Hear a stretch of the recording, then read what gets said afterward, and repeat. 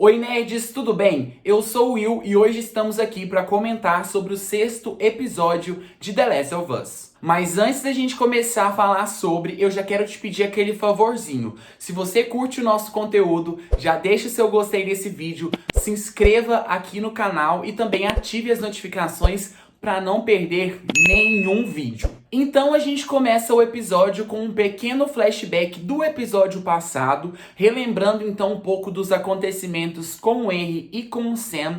Não sei se pra mim faz tanto sentido ter esse recorte dentro desse episódio, mas é aquilo, né? Vai nos fazer sofrer de novo. A HBO deve ter colocado essa cena como um mecanismo para quem perdeu o episódio da semana passada, já que ele foi transmitido na sexta-feira em vez de domingo para não competir com o Super Bowl. E depois disso a gente tem uma passagem de tempo, 3 meses, e a gente vai pro enredo da neve, que diga-se de passagem é ótimo. Como diriam os Starks, o inverno está chegando e os nossos protagonistas seguem na sua jornada em busca do irmão do Joel e também dos vagalumes, mas se encontram perdidos no meio da neve. E aí a gente tem uma das cenas que são mega engraçadas desse episódio, onde os nossos protagonistas estão em uma cabana de sobreviventes. Pois nessa cabana eles encontram 2 idosos que estão vivendo por ali, longe de tudo, e olha, vivendo muito bem também. E a gente tem então um dos diálogos mais engraçados da série. E são nesses pequenos momentos também que a gente vai vendo como a relação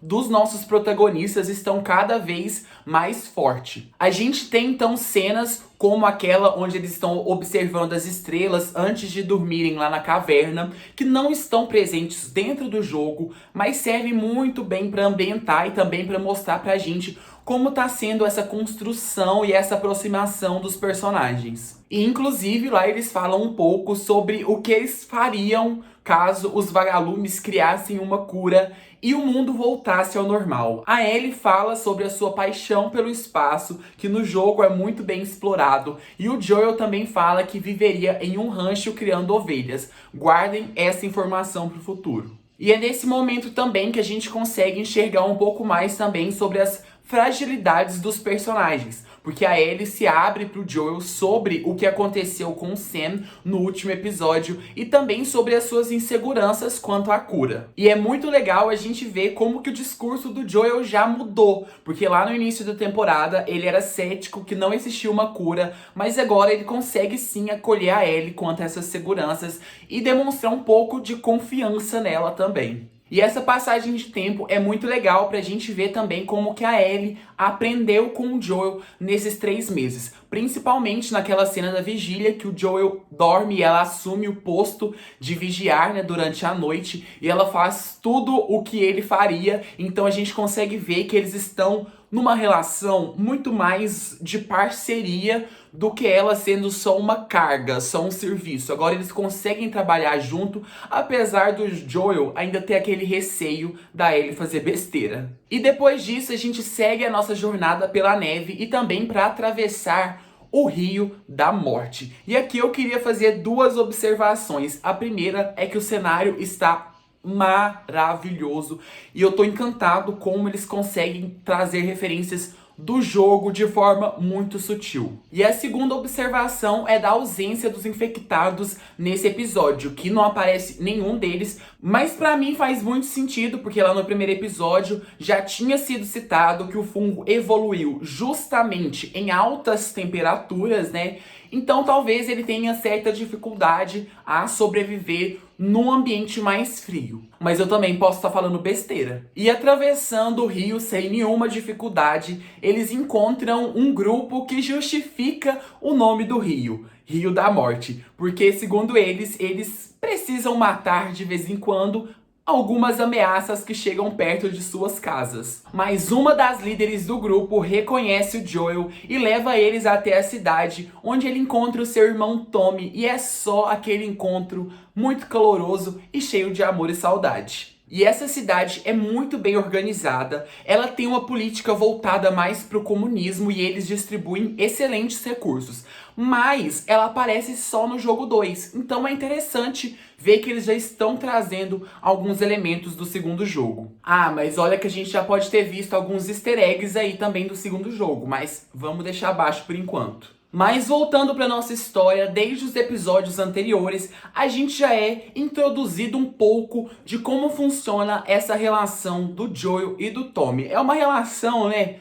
Como qualquer relação de irmãos que brigam, discutem, é meio cão e gato mesmo. Mas nesse episódio, apesar das discussões, a gente vai ver um Joel muito fragilizado, justamente porque a única pessoa que ele conhecia da vida antiga é o seu irmão, então ele queria muito reencontrar, queria ter de volta o irmão na vida dele. Mas ele ainda tá naquele impasse, se deve confiar 100% no irmão, porque querendo ou não, o irmão abandonou ele, não entrou mais em contato pelo rádio, era uma lei do grupo, mas não deixa de ter abandonado o irmão, né? Nesse momento, o Joel precisa confiar no Tommy, porque ele não confia nem nele mesmo. A gente vê nesse episódio que o personagem tá desenvolvendo alguns ataques de pânico, isso porque ele não consegue proteger ninguém que tava do lado dele. Ele deixou a Tess morrer, ele deixou a Sarah morrer. A morte do Henry e do Sam também mexeu muito com os dois personagens.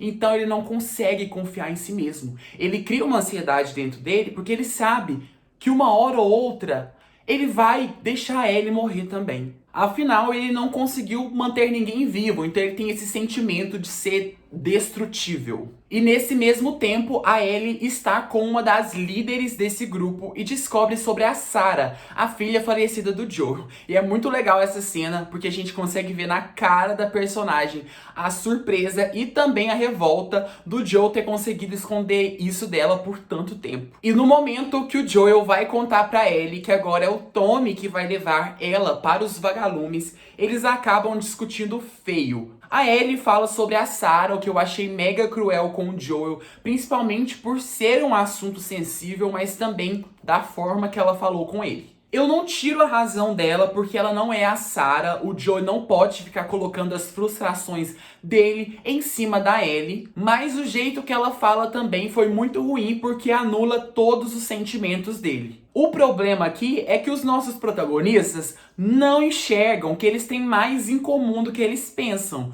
Porque se o Joel acha que todo mundo que ele gostava morreu ou abandonou ele, né, Tommy? A Ellie também tá sofrendo do mesmo jeito. A Ellie não tem ninguém. Eles agora só têm um ao outro. Ao longo dessa jornada deles, sozinhos, eles criaram uma relação muito forte. E querendo ou não, agora a Ellie despejou toda a sua confiança no Joel. Mas no final, o Joel acaba deixando a Ellie escolher quem vai levá-la. E os dois partem rumo à universidade e o local onde os vagalumes estariam. Mas o local está abandonado, sem vagalumes, mas com macacos, e os nossos protagonistas se encontram mais uma vez frustrados. Os vagalumes possivelmente saíram dali às pressas, mas nos deixaram um novo destino, onde pode ser a nova sede dos rebeldes. A treta começa na universidade quando os nossos protagonistas encontram 4 membros de um grupo bem mais primitivo. Eu falo primitivo na questão de recursos, porque até o momento a gente tinha encontrado grupos